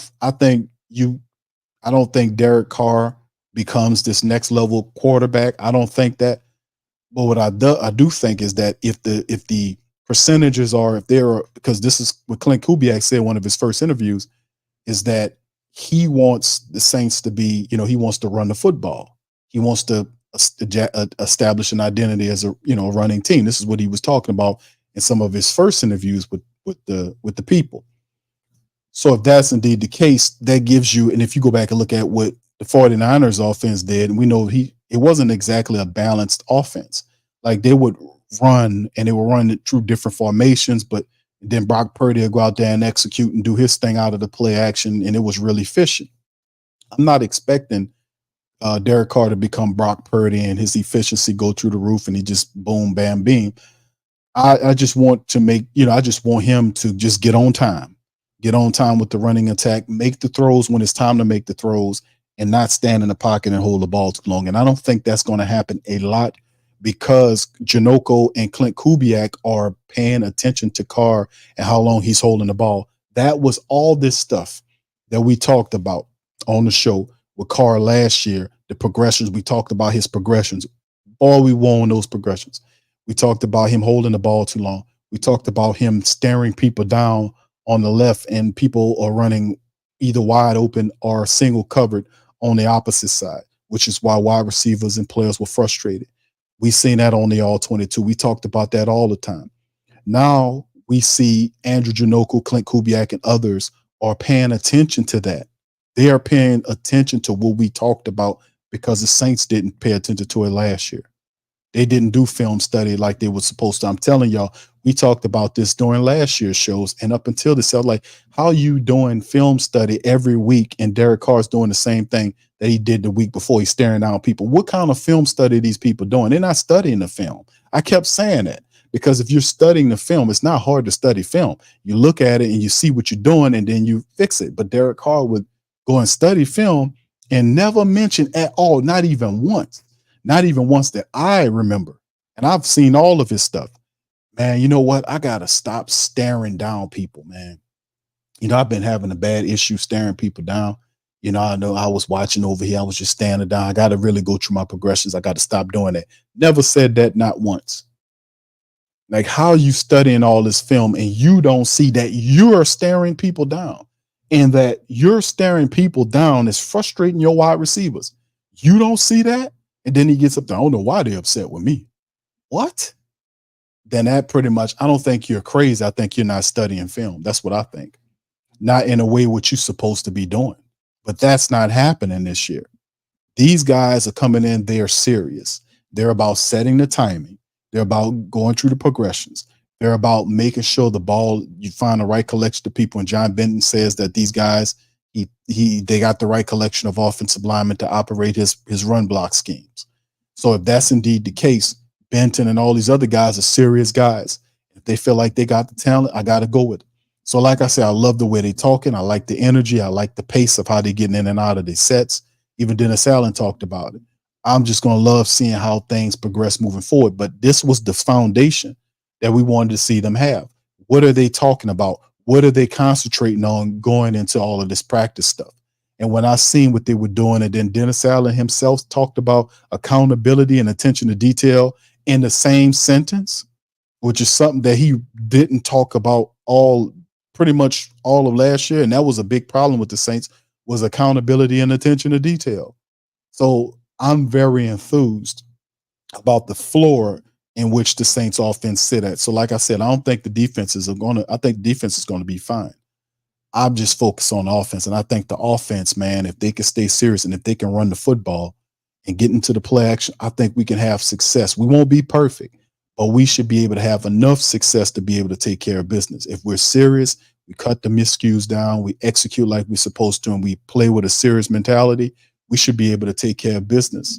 So, and then also, how does it look too? Do we operate more club Saints? Because I remember there was games where the Saints, we don't need a disco ball in there and smoke machines and doing all the dance and stuff. You ain't doing nothing. One win. Let's just treat it like, where we got the win, but let's start dancing when we get a playoff win. When we get, bring out the disco ball when we make the playoffs. Bring out the disco ball and the smoke machines when we win a playoff game. Do that, but winning a regular game and celebrating like it's all that, man, let's cut that out, man. Let's act like we've been there before. You don't need Club Saint running all around there and 3 years straight of Club Saint, no playoffs. We gotta cut Club Saint out, man. We gotta cut down Club Saint. We gotta get rid of them goddamn smoke machines, man, and them disco balls until the time when it's appropriate. You get me? All right. Kevin says, take the 50 million hit and cut Carr. Let these young QBs battle out. A rookie QB can win in Kubiak's system. They're not going to do that, bro. Number one, they're not going to take the hit for Derek Carr. That'd be a massive cap hit.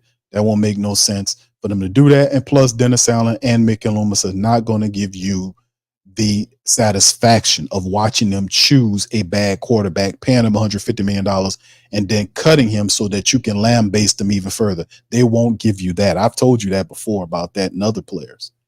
All right, they'll never do that. Kevin says, I would like what Clint, he said, I like what Clint is saying, vastly better than Dennis Dumbo.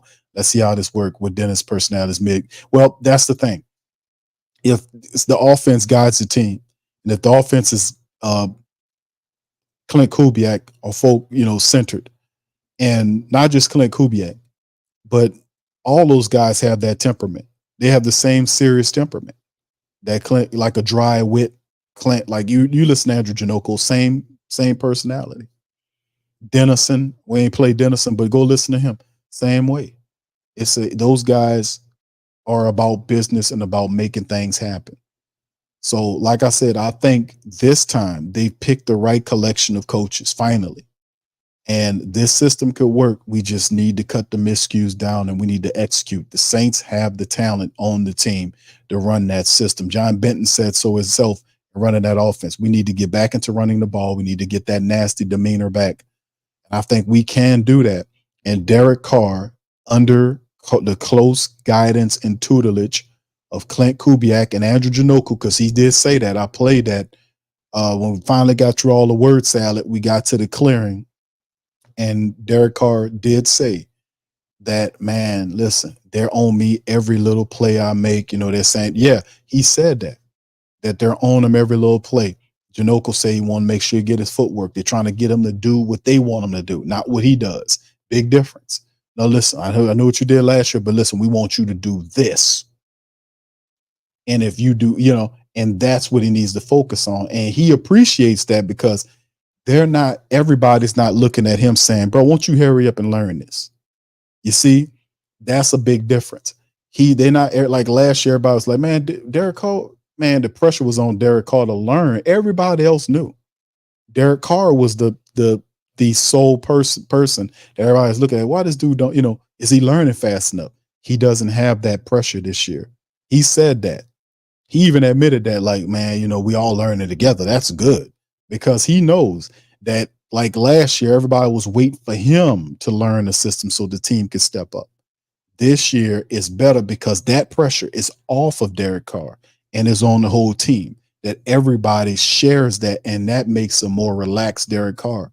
And like I said, the running attack, I don't think the team will be governed by Derek Carr making all this, doing this, all this stuff. He'll have an opportunity for the ball, but I think the Saints will be more of a run-based team, man. That's what I think. So we'll see how it goes. All right. So anyway, with that being said, fam, I'm going to get ready to cut out on that. Divine says, what's up, Divine says the new system will allow Carr to get the ball out quicker. That's what Kubiak's saying, man. They want that ball out of there.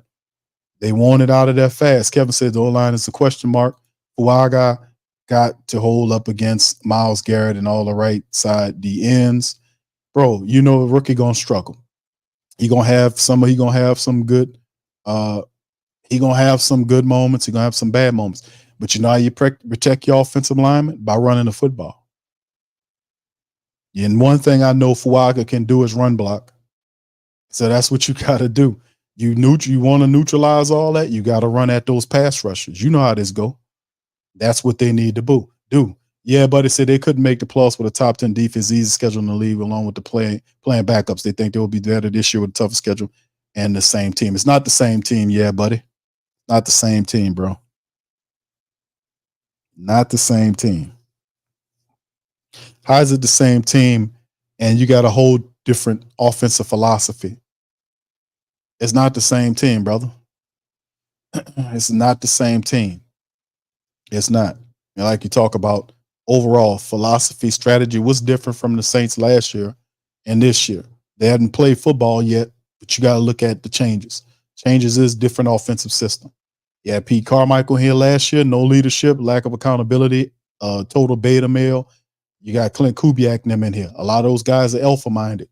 They're looking at making the corrections, the attention to details that Pete Carmichael didn't make.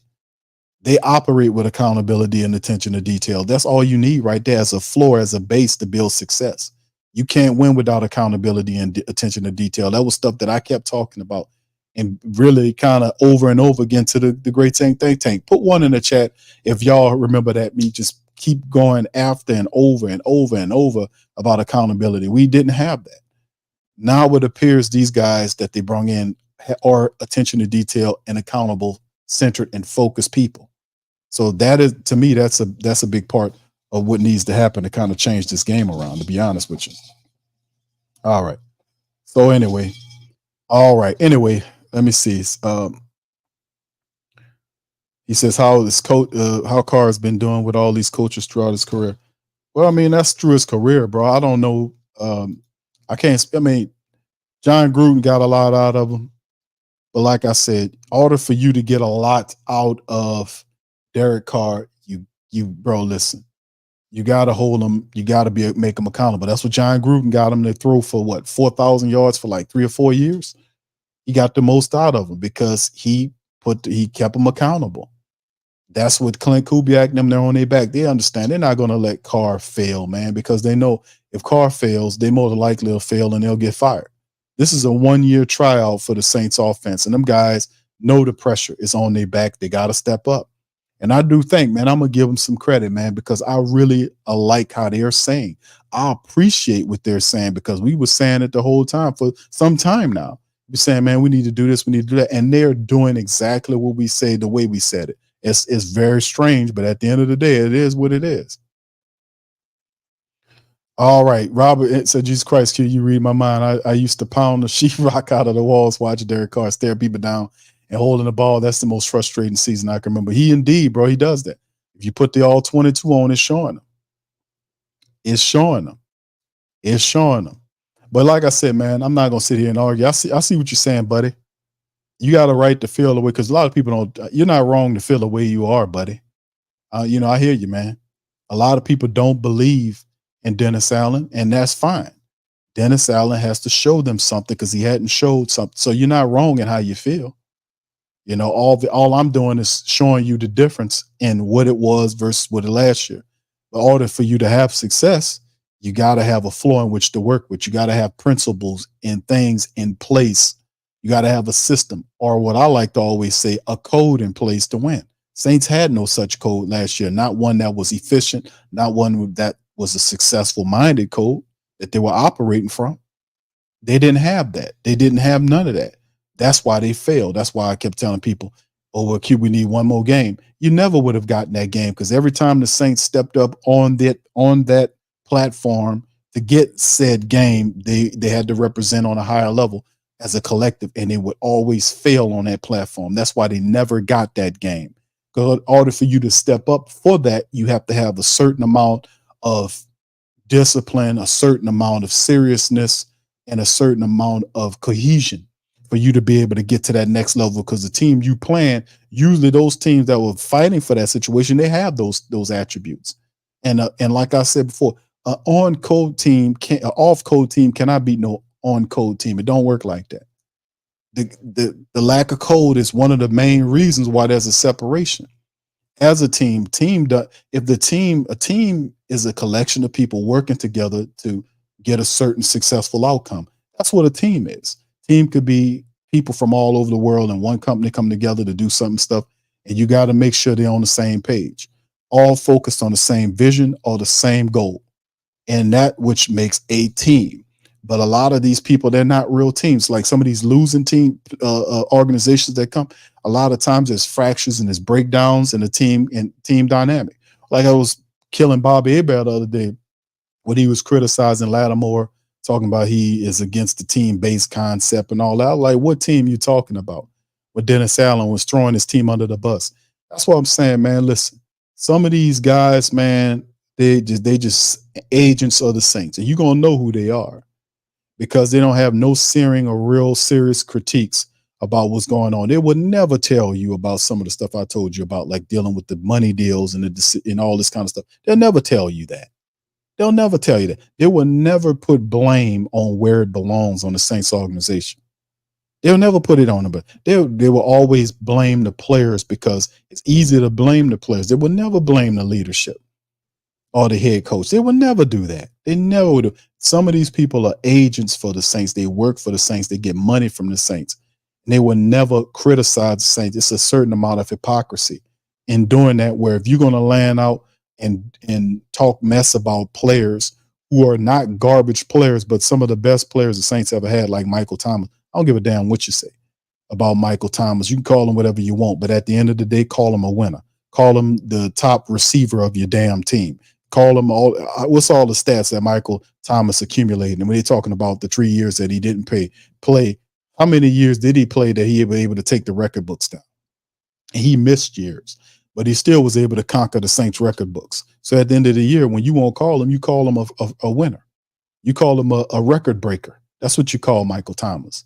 When you call him a diva, when you call Marshawn Lattimore, you call him the best Saints cornerback that ever was. And he's still here, and he's going to be taking more down. I don't know where his interceptions at. I don't know if he has more interceptions. We have to check his statistics in terms of his INTs versus everybody else, but he got to be up there. He got to be up there in Saints organization. So these are winners that are record-breaking, top-notch people and players. So when you criticize players, make sure you criticize the people who created the environment for them to be upset, because they're not just getting upset because. And besides, I want my players to be upset when the team is not doing what it's supposed to do. That means you care. That means you give a damn. So anyway, it is what it is, man. It is, man. Yeah, it's just sad stuff. But yeah, like I said, a lot of family members like, hey man, listen, I don't trust Dennis Allen. They're gonna have to, we got to bust out the Glenn Jones on them with the show me, because I need to wait and see. And I'm like, bro, y'all good, fam, y'all all right, because he got a lot to show. But I'm saying you got to have a code. You have to have groundwork, and they wasn't talking like this before. They wasn't even addressing the fact that they had accountability issues. They would lie about fractures in the locker room. Everybody and their mama, including the reporters, knew that the locker room was fractured. And Dennis Allen and Mickey Loomis came out and said there was no fractures in the locker room. When they were talking like that, there wasn't going to be any winning, because they were too cowardly to admit to things that was going on in the team to make it work. And they were the ones that's partly responsible for these fractures, because fractures occur when you're not talking to the players like you're supposed to. Like if the players are disgruntled, you're supposed to talk to them and iron out the wrinkles.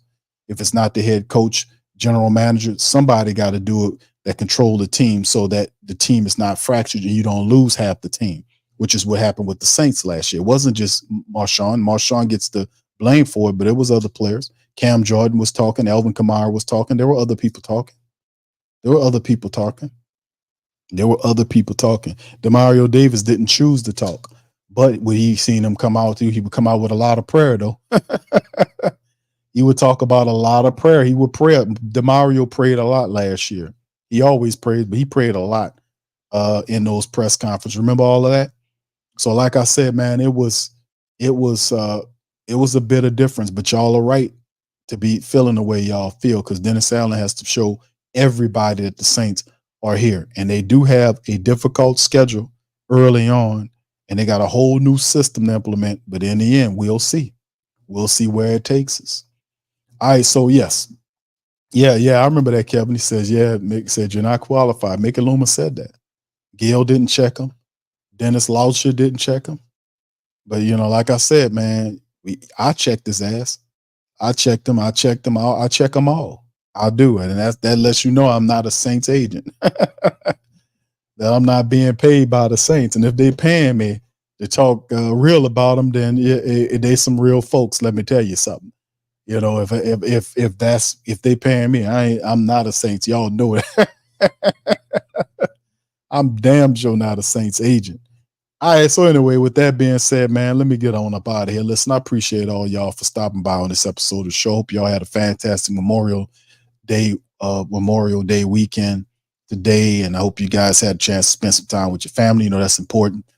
We'll be back tomorrow on our Tuesday show. That's our Tuesday Patreon special. We'll talk about what's going on. OTAs fire back up tomorrow, the 28th through the 30th. We'll be covering that on our Patreon show.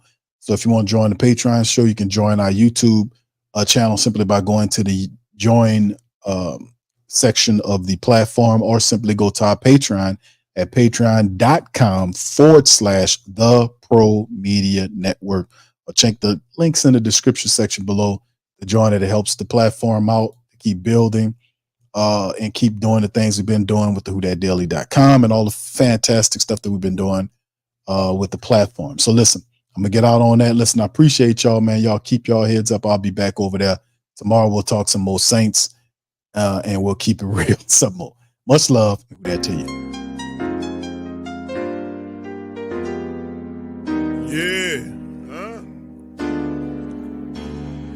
Boogie like Benson, I'm a who that. I'm a who that. Long as I'm living, I'm a who that. Lose or winning, I'm a who that.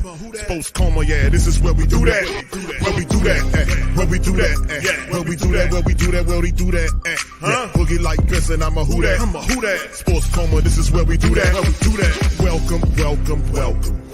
Somebody please better help. Running this thing like elf. I thank God every day I'm not a felt.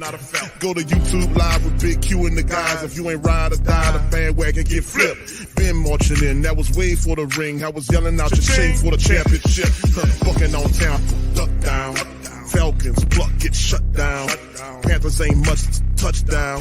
The vision really belong to us now. So much hate on the Saints, you could probably tell. Ever since Bounty Gate hit the NFL, when things seem fishy and you probably smell the crooked referees on Roger Goodell. Yeah, probably like this and I'm a who that. Every day I'm living, I'm a who that. Lose or winning, I'm a who that. It's the Sports Coma, this is where we do that. Where we do that, where we do that, where we do that, where we do that, where we do that. Boogie like Benson, I'm a who that. It's the Sports Coma, this is where we do that. You're listening to the Sports Coma with Big Q and the guys on the PRO Media Network.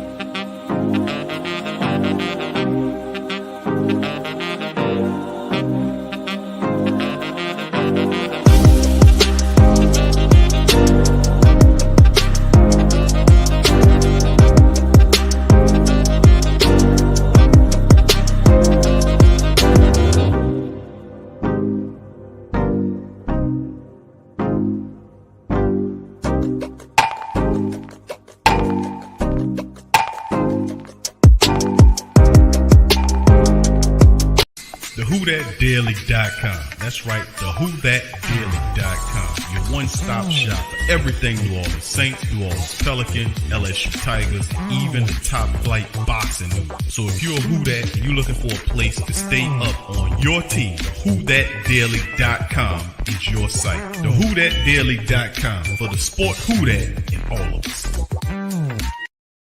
That's right, the Pro Shop is the platform store where you can go and buy all the latest merch to support the platform. Available at the Pro Shops, we have dozens of hundreds of products available for you and your family. Unisex tees for men and women, hoodies and sweatshirts, tank tops, kids and baby items, long sleeve tees, mugs, pillows, wall art, bath bedding, face masks, phone cases, stickers, bags, fanny packs, socks, hats, and many other items. Please feel free to check out the Pro Shops. The link is in the description section below. And remember, it helps the platform continue to grow. Check